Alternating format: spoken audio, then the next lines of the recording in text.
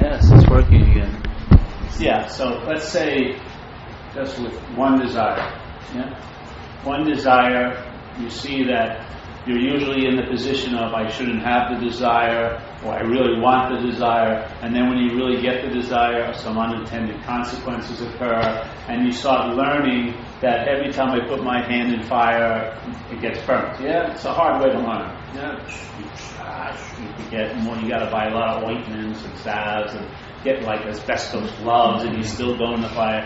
And you try. The mind tries every way it can to make the desire system work. Yeah, denying that it's not working, making up stories why it didn't work, all like that. But what would happen if you saw that, hey, if it's not my desire, then the desire seems to have a lot less juice. That's a fucking principle. It's not just because it only worked on one desire. It applies to every desire. Because the my accompanies every desire. Every desire, I'm not concerned about your desires. They're not driving me fucking crazy. It's my desires that drive me crazy, which seems to be issuing forth from me, yeah, from where I stand, where I sit. But the way where I sit, it's called me, really. Yeah? So if you see thousands of desires are possible in one day, maybe, yeah. But if you follow, look at it, there's only one mind in front of all of them. So, all right, 800 desires. All right. Instead of getting, it's sort of like dealing with the leaves. Yeah. Let's not. If the leaves are driving you crazy, yeah, prune them and stuff, and learn a way to how to cut them and do this and that. But let's take some time and follow the twigs. Right? All right. So here's the leaves, 1,000 leaves. Then there's 1,000 twigs. But the 1,000 twigs, where do they meet up into? A branch. There's only there's one branch, and it's not that big. All right, let's follow the branch. Where does that always lead to? The trunk, the bigger thing. Okay? Oh, all right, so we're going to, okay. Now, a lot of people stop at the trunk, but if you go follow the trunk, it goes somewhere to a surface where you can't see, which is underground, and there's the root system. Yes? The root system is the source of energy for the leaves. Yes? Light's helping it, but all right, so you want to change the leaves, change the roots. You want to manage the leaves, cut them, prune them, pick them, whatever, yes? Burn them, but they're always going to have to come back down to burn them again, yeah? You can break them off the branch, but the branch will have more shoots. You cut the branch, shoots pop out. You cut the trunk, shoots pop out, and the tree starts growing again, yeah? The only place that there's true relief from the leaves, true relief, is the roots. If you take it out from the roots, you stop it from being a tree. Yeah? So, yeah, all right. You want to deal with the leaves, yeah? Okay? I'd rather just follow it back. So to me, if you follow it back, where does everything appear? And it only appears in the meaning I give it. So where is that meaning coming? What's the source of the meaning that's being given to everything? Yeah? Okay. Follow conditioning, socialness, this and that, DNA, karma, you want to call it, whatever, mental imprints, deep mental grooves called samskaras, and then mental winds. But what facilitates all of them to manifest and to express here is the portal of self-centeredness, self. The sense of being the doer. And the haver is how everything gets to a chance to express in meaning here. Yeah? Because what's giving meaning to something is all of that conditioning, all of that belief, all of that karmic imprints, all of that funneling through this portal of self and then splashing out. And then the self sees it as if it's solid and real, and that has an inherent meaning, yeah? And now it sort of tries to navigate this giant world of bumper cars without getting hurt as much. Who gives a shit about you but me? Yeah.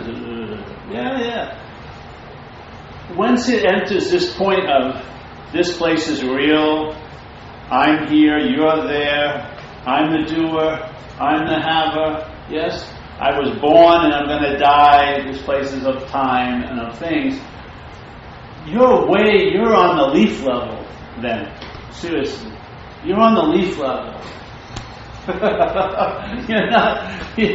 You're getting blown by a lot of winds, and you move this way and you think it's you doing it. You move that way, you think it's you doing it. Rain lands on you. You think the rain's fucking with you personally.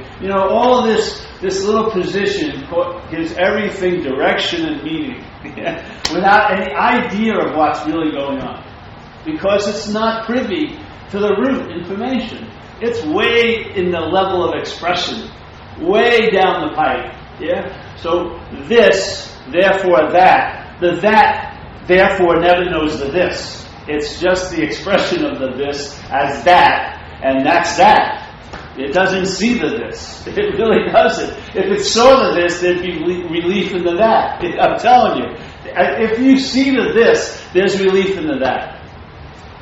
You travel later. Things happen. Without any effort or thought on your part. It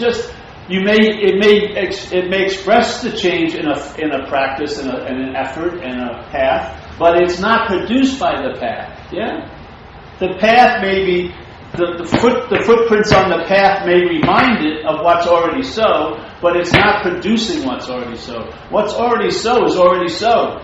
It's not that we come upon it like a new, fresh treasure that's never been here before. We basically stumble backwards through the identification of self and go, aha! So I'm just saying, hey, all right. So 100 desires. What's attaching the desire to the meaning giver, the mind? As soon as the mind's in place, as soon as it's my desire, what the meaning is going to be given, what flavor of that meaning is going to be called self-centeredness. It's going to be rooted in a system of thought and interpretation called self-centeredness. And it's a very limited system. It only has a few possibilities of you will be okay. It's never you are okay. It's you will be okay if you do this, this, and this, and this, and this. All right? Now, if this, and this, and this doesn't work, well, we'll never question the formula. We'll just change one of the this, and this, and this, and then we'll think, what I mean? So, if it's not like if you think the couch is going to change your life, it's the same as if you think the teacher's going to change your life, or that book's going to change your life, or the job's going to change your life, or that girlfriend's going to change your life. It will change your life, but the changing your life just symbolizes a huge treasure trove of meaning that it's probably not going to live up to. And it's going to breed a disappointment. And yet we always go back to the same formula. I was doing a little interview yesterday. So they wanted me to do the here and there interview, the here and there, the couch thing. And I said, the couch is just an example. You can change it with any other object. A very subtle object called awakening, or a very gross object called a big giant hummer. It's the same thing. When I get that, when I arrive there, then everything's going to be okay. Or somehow it's going to be like a mythical utopia that's not available now. Anything that's not available now is not worth going to tell you the truth. In my view. Anything that's not available now, that the pursuit of that may be used to deny the now that's available.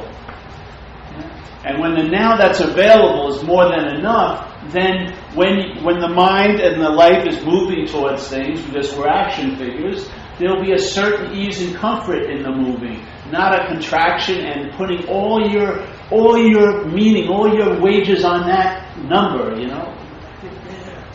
And so it's sort of like you're having to contract it to make it through the unbearability of this moment, and then you'll just bloom when you get to the arrival date. Oh, when I meet that certain someone, I'll really be able to love them. You probably won't, because you're not loving anything now. It's not like, no, things pass and you punch like this. No. A little while, no. And, oh yeah, no. This is arthritic, brother. Once you're in this posture, atrophy sets in. You need a lot of working out to get these things moving. You know what I mean? It's not like you spring into openness. This is the moment. This is all there is. Practice, if you want to call it a practice. Yeah. So I would feel that if it's not available here and now, it's not available. Well, it isn't. Is it? If it was available, you'd have it here and now, right? But what is available at all times in the here and now? Why not anchor your little belt there and see how you travel? You may see the whole world without leaving the harbor, or you may go out and explore, but there'll be an ease and comfort in it instead of a determination of gritting one's teeth to get there. Yeah? Like really tense and then I'll really relax when I get to Hawaii. Why not just relax while you're going to Hawaii? If you really depend on Hawaii to relax you, I don't think it has the ability to relax you. It may fail you miserably. Then you'll have to go to Fiji. And then you have to go somewhere else. Hey, nothing's working. Yeah. You're the biggest meaning giver of all. You override the meaning of Hawaii any day of the week. I've seen people. If Hawaii could do it, then anyone who went there, it would be done to. Yeah? It seems like there is a mechanism that we put our happiness, contentment outside, be it hammer, be it person, place, whatever. But I think what happens is when that gets accomplished, let's say, my desire is to go to Hawaii, and that happens, whatever. Yeah. And I'm happy only for a brief time, but only because I give myself permission. In other words, contentment is inside of me. And I just, for a moment, I say, okay, I'm in Hawaii, I'm happy, but it's fleeting, it's gone. I pretty soon come up with another thing that, to postpone. But the contentment is always within, and it's like giving yourself permission. Kind of postponing it, say, well, no, I can't be happy now, I gotta find somebody or whatever. And when that happens, you sort of almost give yourself permission to be, content for a moment, and then you're on the race again for another. Yeah. It's like a dog when they give you little biscuits. Right. It throws you a biscuit, and then you're off running again. The mind is like a jealous dog. The good way to experience it, if you're lucky, is enjoying being on the branch, swaying in the wind, enjoying that trip from the branch to the ground, enjoying being in the grass, the tall, whatever the moment is. Yeah, why not? What's the choice? Yeah. But it's not even really enjoying this. It's just enjoyment. And then most of this will comply with that enjoyment. I don't know how we would do in solitary confinement, getting tortured every day. But I'm living in Tam Valley. I'm not in a detention center right now. So most of the time, life has produced a platform that's easily enjoyable because the source of enjoyment, hopefully, is you. You bring the enjoyment to where you go. If I expected Chibos to make me happy, I'd be disappointed. I don't have a hat. Chris, I'd be pissed off. Why didn't they give me a hat? I'm a bigger honcho than Chris is. This is sort of, just watch it. Watch the head. To get a hat. Watch the head, It reveals everything. It reveals its smallness. There's nothing bad or good about it. It's just failed. It's a failed system, Look at it. It values time. It puts more value in there and then than it does here. That's a crazy investment plan. If I was going to invest my portfolio in that company to sort of whatever, it's a bad investment. I'd rather have my attention and interest invested now. But I find it's impossible if it's my interest and attention. Because my interest and attention is there to serve the idea of me, which only appears in time. So it's going to be very interested and attentive to thoughts about time, about tomorrow and this and that, And it will just cloud over what's actually occurring now. It doesn't give it much value. It really doesn't. The way even in the talking about being into the moment is really, you show where the mind's value is in the moments that it thinks it's out of. Where does it go when it's out of the moment seems to be more attractive than being in the moment, because it seems like it's pulling teeth to get us to be in the moment. So the mind obviously doesn't really give too much of attention or value to the moment. It values thoughts that are happening in the moment, which are about somewhere else. Because the mind has made a mental realm. It's competing with the manifest realm, and then the context of all realms, which is, you want to call it spirit. It's competing, though they're not competing with it. It's competing with them, and it's busily playing God, and it wants our attention and interest to dwell in the mental realm. It wants us to be very concerned about the future and the past. And how can you be concerned about the future and the past? By attending to the thoughts and feelings that are based or seemingly based on the future and the past. And see it. That's what it is. You watch it distribute its meaning, you can see where its value is. Like they say in the world, follow where the money goes. Don't listen to politicians, just follow where the money goes. Exactly. In a sense, our daily money is an interest and attention. Just follow where it goes, and then you'll see where the value is. And it will lead you to maybe the root of that value system, the root of that fucking mental dollar, is self.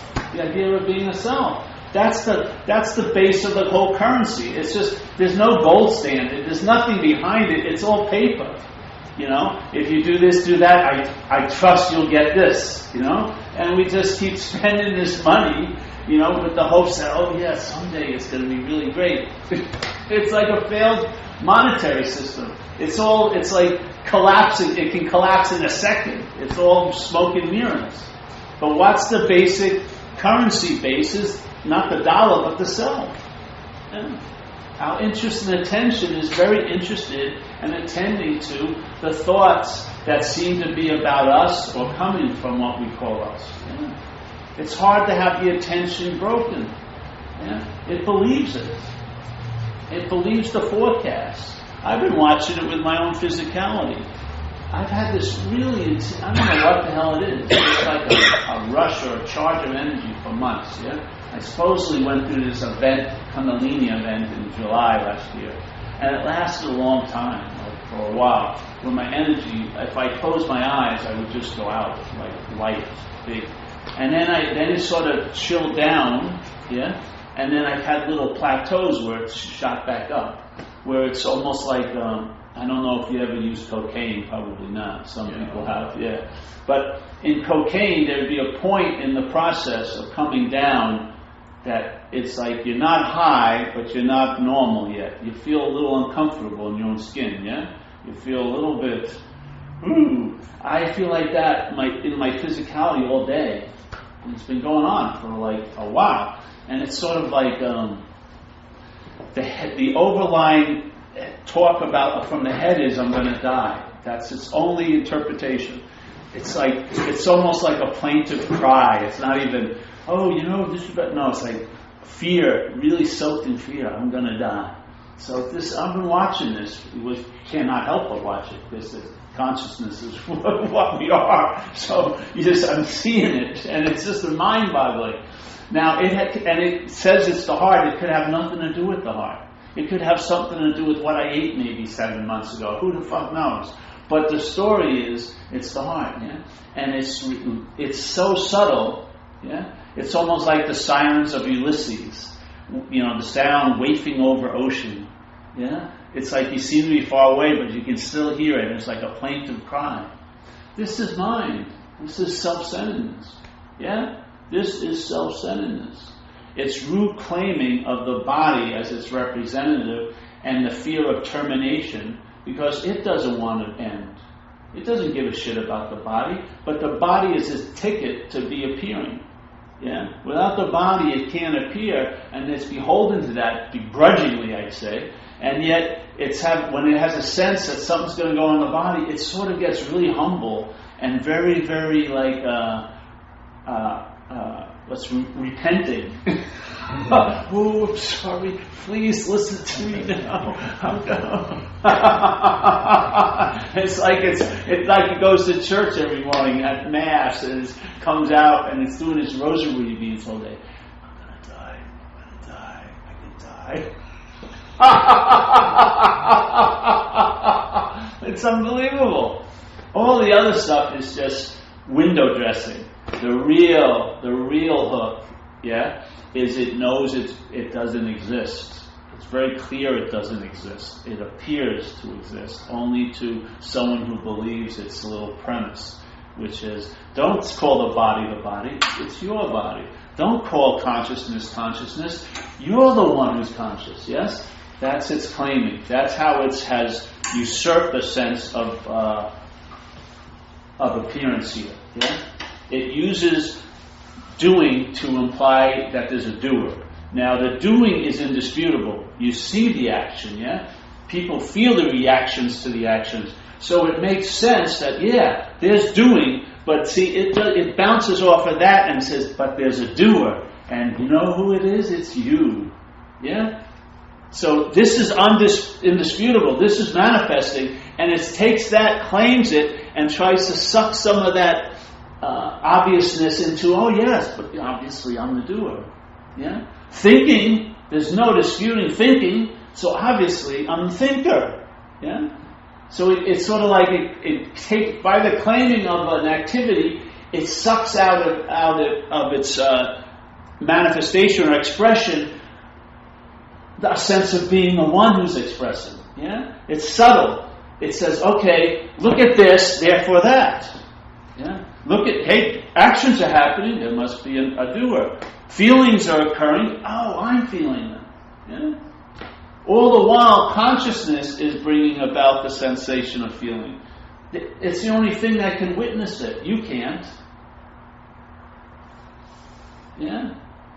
But there's the claiming of consciousness and of the body to sort of bastardize this little weird mental spawn of me. Which, if you look at it, which what it's claiming to be, it's a you. Obviously, everyone in this room sees it as a you. Not one moment in any of your seeing this would it be me. Yet, when the same awareness or same consciousness in here comes, and pictures this, it sees it exactly like you do, a you, but it immediately somehow turns into a me. And there's the only you I ever see that turns into me. Not one you that I've looked at in my life has ever been turned into a me, except for this one. Because this one is the one that's been claimed by the mental process. The mental process is happening in the brain that's in this body. This is its only field of power, is right here. This is what it can claim. I can't claim your doing. I can't claim your thinking. But I sure can claim this thinking and this doing. This is its little field of God playing right here, in amidst this whole spaciousness of what you call God. It's just got this little bit of special everywhere and made it into a somewhere. All these different yous expressing the same I is now called me. And all the attention and interest is going to be addicted and hooked to this me, and that interest and attention is going to allow it to keep appearing to be just what it is, me, an appearance, a mental projection. Once you take interest and attention away, it loses the color, it loses the flesh and bloodness, it loses its solidity right in front of your fucking eyes. You'll see it start losing its influence on you, and then realizing it's never had any influence on I. Not one bit. It loses its influence on you. It doesn't have its rock of identification. Then your interest and attention leaves this failed system and goes into the I.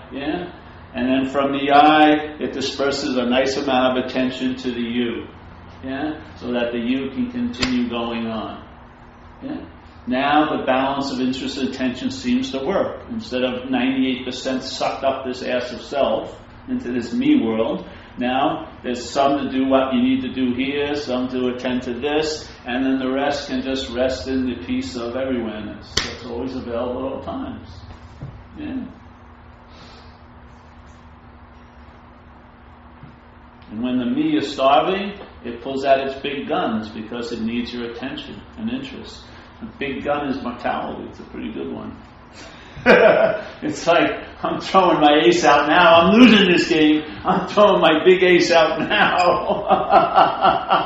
I got to get some attention. I'm dying here. I'm dying. Someone give me some. Oh, that's not worth it. I need this attention. It won't. It doesn't give a shit about the other people's thing. It wants this attention. This attention. Yes, this little idea. This thing that's contracted into this little me world. That's what it needs. Yeah. So there is freedom because it's not so. It's an appearance that seems to be so. Yeah. It appears to be true or false to us. That's the definition of seemingly. Appears to be true or false to us. So in a sense, it a lot weighs on us, but not as a you, not as a me. Yeah. But I would say it weighs on us as the I. If the I gets cleared and then there's a sense of that as being what we are, it gives us immunity to the making of the me. It really does, which frees up the you, actually. The you's under bondage, seriously, to the me. It is. Yeah? It doesn't give a shit about the me. It doesn't. It may want it to look good to get what it wants, to fuck with people. You know what I mean? It may want to do this or that, but push comes to shove, it doesn't care about the thing. It believes it's going to be here for a long while, but it knows it ain't. That's its underlying fear. Yeah. It's not like it can jump to another body. It's not that type of parasite. It needs this one host. Yeah. And it needs the light of all lights to illuminate the whole appearance. Suck it up. So, yeah, there is a freedom from it. And just like I share stories about people telling stories, I had to realize there was a story going on in this head, a pretty damn good one, that it assumed it was the heart, with no evidence that it was. Yeah, assumed that death was imminent. And the same thing that I share here that applies to everyone else applies to this too. Yeah, so I just needed further investigation, and then I see it. And maybe I'll collapse right now and see me die, but it won't be me that dies. It will be... I'm not here to save the me, I'm telling you. So, yeah. I always love this message because it works, really, literally. It's a hard one to articulate, which is a great challenge, because you can't speak of what can't be spoken of. Yeah? But I learned that you can definitely describe and speak of about what we're not. Yeah? And I find a lot of value in getting some explanations of the machinations of what we're not, because we've been witness to it, but a certain level of ignorance has stopped us from truly seeing it. Yeah.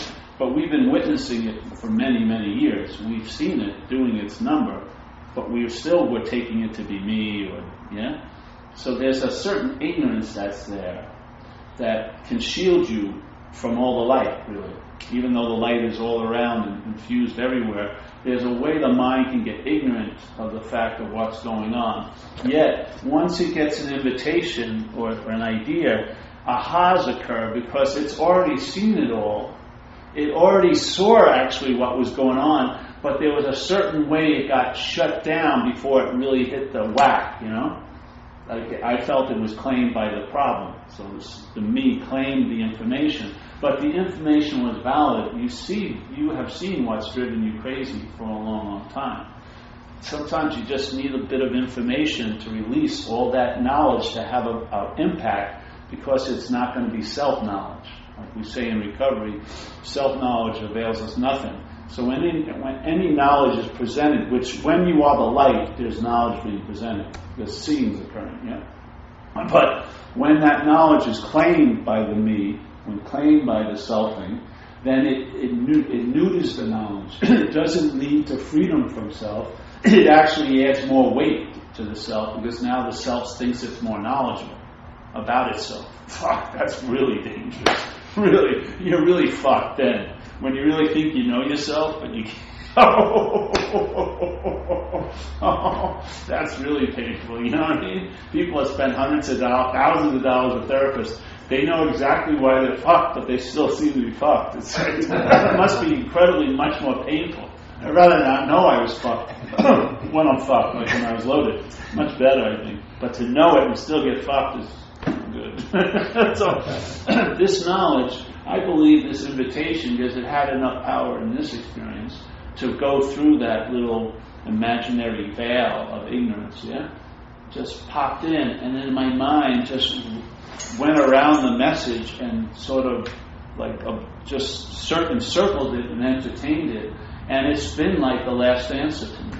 It's been because nothing is the gift that keeps on giving, really. It's been entertaining this idea of nothing, and so much comes out of it in manifestation. It has a huge effect on a lot of all of this expression of what you call Paul has been most affected by nothing more than anything else that's ever happened. Yeah? And it's sort of like the mind has looked in and it hasn't become uncurious. Yeah? Nothing is like an incredible place to look into because it's never ending, and so it works. Simple as that. If on one level, I really believe the basic drive here as an action figure is to travel lighter. Let's get away out of the spiritual. When you were a kid, you didn't have any desire for enlightenment or anything like that. You didn't have much. You just wanted to play because you were already there in a sense. Yeah, I would feel like if a certain level of satisfaction would be established again. I mean, established. Yeah. It would change a lot of what you think are your noble pursuits. You may not be that interested in pursuing them anymore because you have what you were hoping they would bring, or no matter what you called it, what I really believe you want is just to feel an ease and comfort in your own skin and satisfaction, certain well-being, you know what I mean? Once that's in place, then all bets are off and the whole deck can be reshuffled and things can be rearranged. And the only way you'll know, you never get to see the blueprints, you find out. You're in the I don't know state and you find out what's life's going to look like a day at a time. Your seat assignment and everything. And if you've had a seat assignment for a while, it doesn't mean it's your seat assignment. It's like musical chairs. The music can go on, you got to get up. And then when the music stops, you sit down, there's the next seat assignment. And it's obvious to recognize because that's what's happening. It's not, you don't really have to read into much. You just see what's going on. Oh, that's it. I thought I should have a much more profound seat of I know, but this is it, Now milk the cow and, churn the butter and there you go. Oh, yeah. We may have already arrived in a sense. We may have, maybe it's, we may have already arrived. We've always been where we are.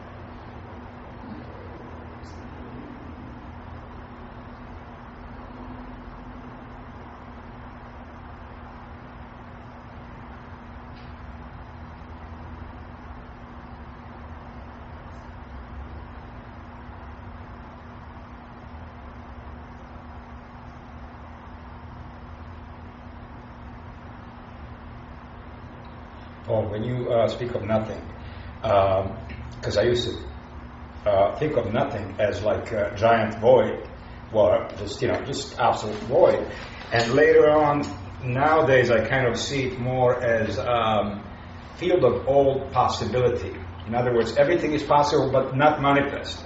Nothing is, but it's field of all possibility, where anything is possible but it's not manifested. It's not, so it's not like giant void, which doesn't exist, but it's just like field of all possibilities, in a sense. I think that it's both. Yeah, of course, yeah. Or neither. The emptiness is the field of all possibilities. Right. Some things always defined. Some things have limited possibilities, right? Limited qualities. Once it appears to be, like a human ain't going to see like an eagle. Right. It's got limited possibilities, yeah? You're not going to have the sight of an eagle usually. The eagle can see from way far, super clearly, supposedly, yeah? That's not in the field of possibilities as soon as something shows up, yeah? So as soon as there's an appearance, the appearance has some, in a sense, rules or regulations. Like human beings have a spectrum of light. They can only see a certain amount of light. Yeah? Other animals supposedly see other lights, other colors that we don't see. And we're probably not going to see them. Yeah? And also hearing. Obviously dogs pick up a much higher pitch, but we don't pick up a lot of pitches. Yeah? Smell, dogs way advanced to us than a lot of animals. Or like dolphins, they see through sonar, they see through hearing. Makes this seems really weird. How could you see through hearing? But even blind people sometimes start seeing through hearing now. The mind. If the mind, yes, there's been an effect on the mind that parts of the brain can produce low-grade vision from the auditory center. Yeah, if they get to it early enough.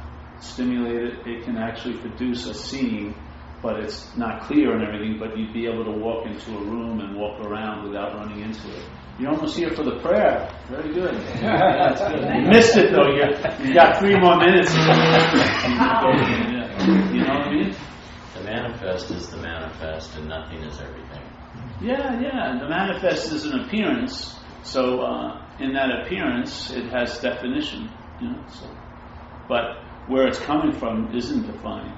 That's why all of these things can appear. Yeah? If that was defined, there'd only be a certain number of things that could appear. Yeah. So anything that falls into something has to come from nothing. Yeah. So, like they say in Buddhism, form is emptiness, emptiness is form. Yeah. Form is emptiness, emptiness is form. So it's like they're the same. They're neither empty nor form. Yeah. Whatever, you can get into it. This is going to help you on Saturday afternoon. Walk around to the deli. Form is emptiness, emptiness is form. Form is emptiness. Fuck that. I want that empty salami sandwich. Taking a beautiful form to me. It's nice mind candy. The mind likes to entertain that stuff. But really, just being rooted here, not by any effort or thought on your part, because you can't be anywhere else. It's just a recognition of the impossibility of most of the storylines that we entertain here. The storyline that I could be out of the moment is a total impossibility. You can't escape from the moment. And I believe the other impossibility is getting out of what you can't be in, which is self. So all the trying to get out of self, to me, is a form of being in self. Yeah? All the forms of trying to get into the moment is a form of an appearance of the possibility of being out of the moment, which I see as impossible. So once something is seen as impossible, just like when something is seen as it's not happening, what's there to do? Nothing. It's the easiest thing in the world. Hey, I don't have to get engaged with it and try to pay someone else to engage with me with what's not happening. You know what I mean? They'll be happy to for $100 or whatever, but it's not happening. Maybe if you got closer and said, all right, my attention is getting sucked up into thoughts about this, and they're rooted in this idea of next week. Oh, that would be a better description of what's happening, yeah, wouldn't it? Because that is happening. So if you could at least, but what happens with that, while that's happening, our interest gets caught in it, and then you feel like you're at next week. Next week becomes really real. That isn't happening. Yeah. So if you where is what isn't happening? Where there's, see, in a weird way, we say nothing, yeah, and everything arises from. In this case, yeah, everything in the mind arises as nothing. It's not happening. So it's like an opposite, it's like an anti-God in a sense. So there's emptiness, and then everything happens from emptiness. But in us, right, we're all something, and then we make something out of nothing. We go, oh, I've totally flipped that about next week, but that's not actually happening. So we're making nothing out of something. Something out of nothing. From something. When nothing, everything that appears as something comes out of nothing. So it's like a weird different positive, negative photograph of God playing. Yeah, the mind is playing God, but like almost in an opposite manner. Right? I'm going to make nothing out of something. I'm going to think a whole lot about it, and then it'll have an effect. Or everything that's appeared came out of nothing. So there was no thinking about it, and then it shows up. And now we make something else show up with a lot of thinking about it. It's crazy, eh? To me. Stop playing God. That's what it says in recovery. Quit playing God. Why? It doesn't work. Oh, okay. It says first, quit playing God. Why? It doesn't work. Second, in this drama of life, God will be the director, we'll be his agents. Okay? Biggest concept and biggest principle in the recovery program. Yet, it's the secondary part of it. The first is quit playing God. Why? Because if you don't quit playing God or see you're not that which plays God, then there'll be the playing God of the third step. So you'll be the one who surrendered your life, and therefore you think you have the possibility of taking it back anytime you fucking want. So, oh yeah, I surrendered this week, but I took it back. And now I'm all fucked up, so I got to surrender again. And you go on this huge pantomime of, oh yes, I'm going to turn my life over except for my body image. Okay, then we got tons of fear and anxiety about your body image.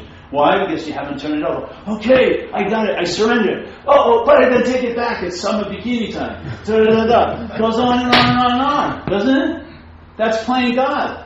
So the third step, in a sense, of the program recovery gets totally neutered by the playing God. Yeah. Then the God is seen as something that's going to get me a parking space or a date.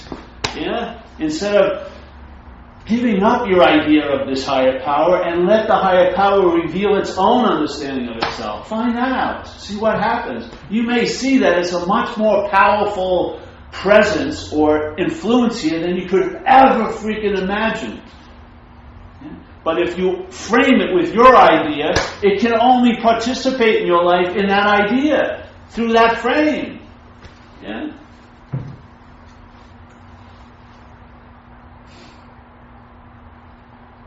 So quit playing God. I tried that. That would be playing God, wouldn't it? Oh, fuck. All right, I'm going to stop trying to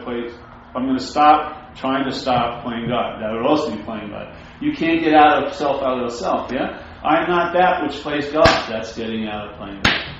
Simple as that. Really. I'm not that which is playing God. The best way to get out of playing of God, there was never any you playing God. You're not that's playing God. Oh, all right. So there's no like exemptions. Or when I get a girlfriend, no, none. There's no exemptions anymore. You're not that which is playing God. You never were, nor will you ever be. All right. So now you live the experience. Hey, I live as if I quit playing God, but I didn't quit playing God. That's how you live, like you quit playing God. If you live like you quit playing God as self, you'll be playing God. Yeah? It's so simple if you see it. It's like, alright, here's like the block, we put another block up. This is a weird logic. We're not doing that. We're putting the answer under the first block. There ain't no block. So we're not trying to build anything. We're just questioning what seems to be in place. Yeah? It's a house of cards. It's a false resonance. Yeah. Stop paying rent to it. It's not your fucking landlord. Yeah. You own the house in a way. Yeah, and it's an uninvited guest. You can show at the door. And if it ain't you won't, when it knocks, you won't let it in. Telling the truth. If you entertain it's not you, when it comes to the skylight, you won't open up the skylight, the back door delivery, or Saturday Night Fever, shock, land shock. No, I'm not going to open up for the land shock. Oh, it's me, land every time.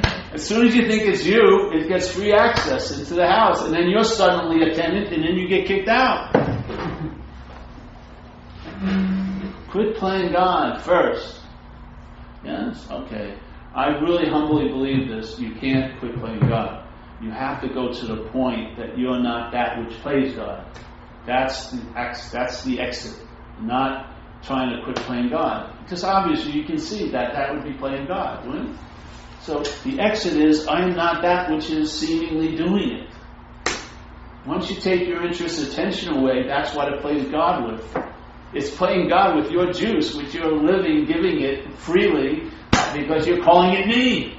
Yeah? I mean, it's got total access to your generator, to your little nuclear reactor, and it's like a mad freaking scientist. You know, concocting tons of meaning.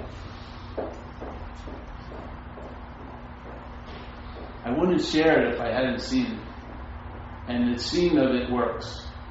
Yeah? It's not to replace anything.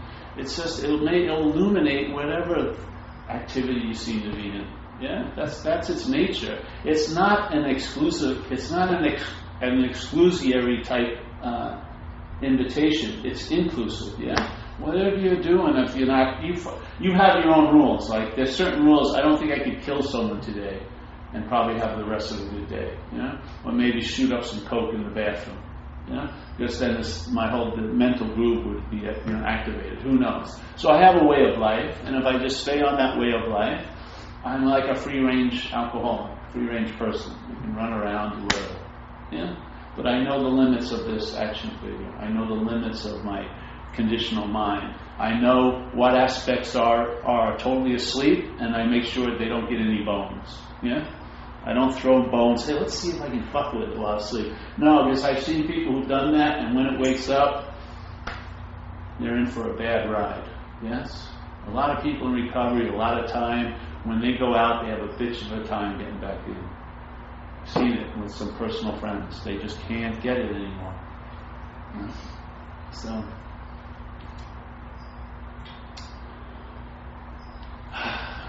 that which is playing God is not God. Well, you're not that. You're not that which is playing God. Don't worry about if it's God or not. Just that. You're not that. Right. That. The thing that's playing God is, if you want to call it me, but the thing that's playing God is not me. But what's left just might be God. Well, you'll find out. Which is a great thing. See, this isn't a practice. I don't go, I'm not that. I don't do that. I'm trying to express it with words. What happens is the mind shifts a little bit, and then you'll see it, and then the best way I can try to express that seeing it is to put it into that statement. You'll see that you're not that which is playing God. Yeah? Because you'll see the playing God. You'll see it when you wake up, and it tells you how the day's going to be. You know, you'll see it when it before you even meet someone and it thinks it knows who that person is. You'll see it by all of these demonstrations of God playing. You'll see it pretty clearly. Yeah, the confusion comes that it's you. It's not. There's no confusion when you see it. It's playing what you would call God, at least the way I view it. It's predicting futures. It's condemning and changing the values of past. It's very whimsical, jealous type of God. It's vindictive. It will smoke people, you especially. Everyone sees it, but the idea is there's a sense that they're the one that's doing it, or somehow or they're one that it's being done to. There's no you that's doing it, nor is there one that it's being done to. There's just the doing of playing God. And what's fueling it, I found, was interest and attention. And that is because it's me or it's happening to me. Let's just question if that me is so. If it isn't, the whole paradigm of what you call playing God may shift. It may, instead of being technicolor, turn into black and white. You may see it grainy, and you'll see each segment of the picture clearly delineated. You'll see it's a fucking production. Yeah? And you'll see it basically a loop. It doesn't have a long stream of infinite new movie or forecast. It's not like an infinite Nostradamus predicting and prophesizing forever and ever. It's very limited, and it goes on over and over. It's old shit. Yeah? That's all it does. It's just like a loop. You may not see it because you don't think you're a spool, but in a sense, this mind is looping around this idea of being a self. Check it out. You have to see every requirement's met. Maybe you just never heard about it, so that's requirements now met. And then you'll see what happens. You definitely tend to start finding out that people I know who I've been hanging out with for a while, they're traveling lighter. Hallelujah. That's the effect of starting to see what's happening. Yeah. It's almost inevitable. You're going to travel lighter. It doesn't promise things are going to get great or anything like that, but whatever it is will be less his to you. So, yeah. I guess I'm over. Jack's passing the baskets. I'll take that. Good to hear, Paul. What?